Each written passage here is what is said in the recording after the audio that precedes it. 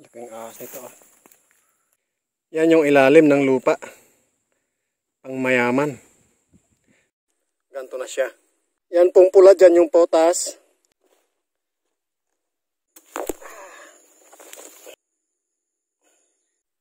Hello po, welcome po muli sa ating channel. Ngayong araw na ito, tayo ay magtatanim ng lakatan. Ito po siya. Last month, nagtanim ako ng 50 pieces na lakatan. Dito din sa area na ito. Yun nga lang, yung mga lakatan na yun ay cultured. Yan. Ito naman, yung itatanim ko ngayon ay mga suhi siya. So, nabili ko sila sa halagang 50 pesos each. Yan. So, mas mura doon sa cultured na nabili ko ng 60 pesos. Plus, ang bonus nito, may mga suhi na siya. Yun. So, ang ginawa ko sa mga malilit na ito, yung iba ay tinanggal ko at ipinunla. Pang-abang para madagdagan uli yung ating itatanim. Ngayon, ang pamamaraan dito sa amin ng pagtatanim ng lakatan ay yung pinaupuan. Yun yung common na ginagawa ng mga nagtatanim ng lakatan dito sa amin. Pinaupuan. Ang gagawin nila, lalagyan na ng fertilizer yung pinakailalim, then lalagyan ng lupa, sa kanila ngayon ilalagay itong suhi ng lakatan. Pero sa pagre-research ko, yan, marami pong mga channel ngayon ang expert sa pagtatanim ng mga saging. Isa po dyan, si Yamki channel. Another, si Mga Kaalaman ni Jeron. Magaling din po yon, taga Mindanao. At lately, itong si Sir Jan ang magsasaka. Yan po yung mga channel na binibisit ko kung gusto ko madagdagan yung knowledge ko sa pagtatanim ng saging. Kasi dito po sa area ko, yung mga naani kong saging sa taas ng bundok, wala pong mga fertilizer yon. So, kusa. Kaya yung iba doon malalaki, yung iba maliliit. Ngayon naman, subukan natin na lagyan ng fertilizer. So, turo ni Sir Jan, sa first planting ay dapat mayroong chicken manure. Ang problema sa amin, walang chicken manure dahil wala pong poultry dito sa Aurora. So, chicken manure na yon ay dadagdagan niya ng 50 grams ng pinaghalo-halo urea, complete, at muriate of potash. Ngayon naman, ang lalim na turo ni Sir ay 2.5 feet. Kagandahan nun, talagang hindi agad-agad mabubuwal yung iyong saging kapag mayroong malakas na bagyo. Ngayon, susubukan kong gawin ay 2 feet lang. No, doon sa una kong tanim doon sa parting baba nito, ay 1 foot lang yung ginawa ko. Pero ngayon, subukan ko yung 2 feet. Tapos pinaupo din. Pero walang chicken manure, inorganic fertilizer lang. Dahil yung lupa dito sa parting baba na to, ay medyo pangit talaga. Dahil dati itong tubigan. Clay yung lupa dito.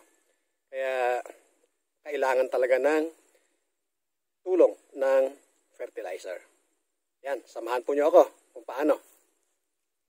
Ito yung area kung saan tayo magtatanim ng lakatan. Kung mapapansin nyo, medyo madamo na. Ideal talaga bago tayo magtanim ng lakatan o anumang uri ng tanim, dapat malinis yung area. Pero dahil yung mga to natutuyot na, mas pinili ko na itanim muna ito saka ko na lilinisan. Importante maibaw na sila sa lupa para hindi tuluyang matuyot.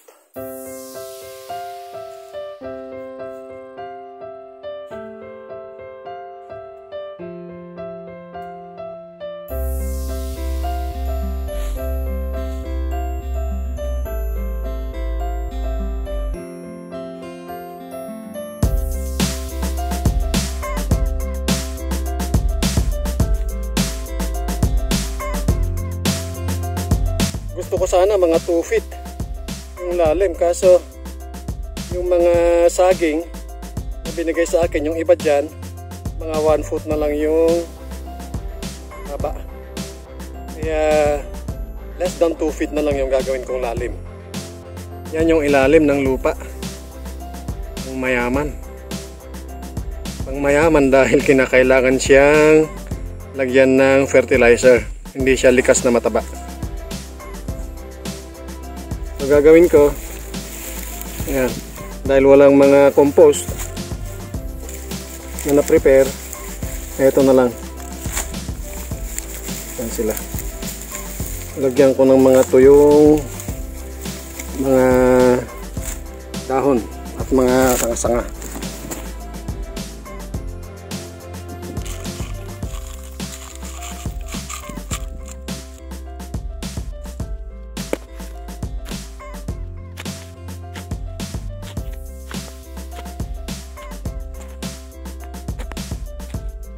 Yan, tinabunan ko ulit siya ng topsoil. Saka ilalagay ito.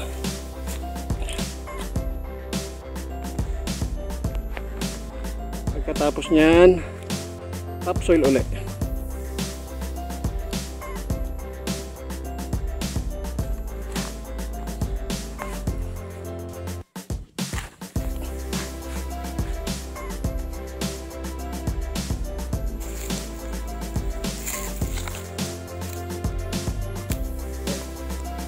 Okay na siya.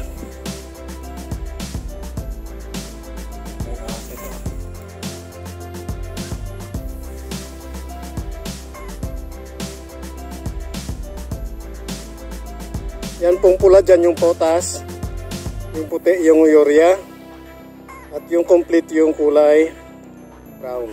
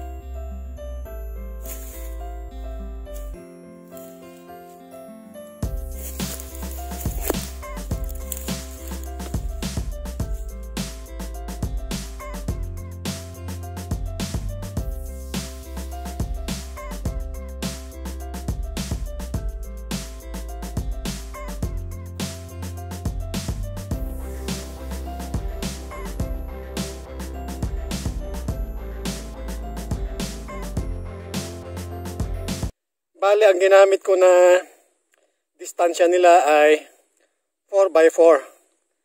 No? Ang advantage ng 4x4, so medyo mas malayo sila sa isa't isa.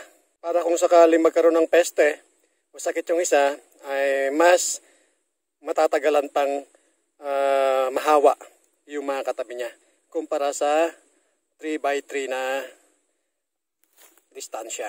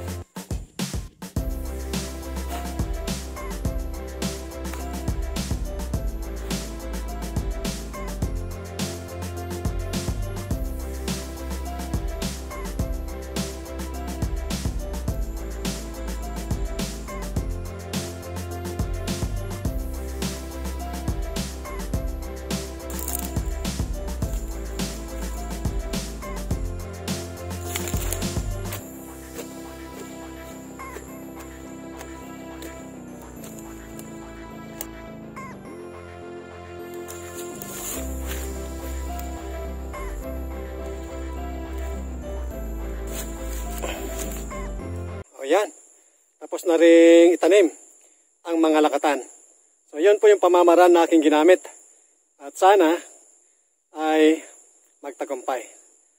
Bago umuwi, dadaanan ko muna yung saging ng kalabaw para makita ninyo, para sa mga hindi pamilyar, kung ano itsura ng saging ng kalabaw. Ito pong saging na ito ay hindi po siya masarap na kainin ng raw, kagaya ng mga lakatan. Ito po ay nilalaga bago kainin.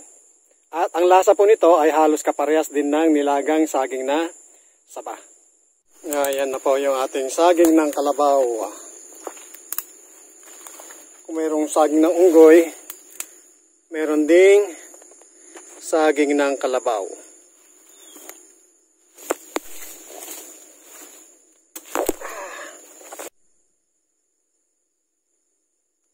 Ito, ilang inches ba ito?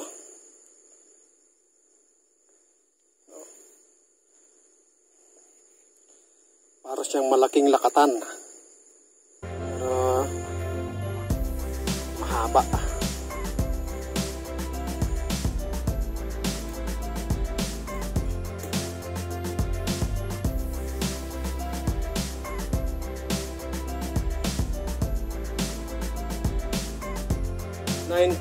.5 kilos itong dalawang piling na saging na ito. Diyan na po nagtatapos yung ating vlog. Maraming salamat po sa panonood. Like, share, comment, and subscribe po tayo kung hindi pa po tayo subscriber. Maraming salamat po and mabuhay po tayong lahat.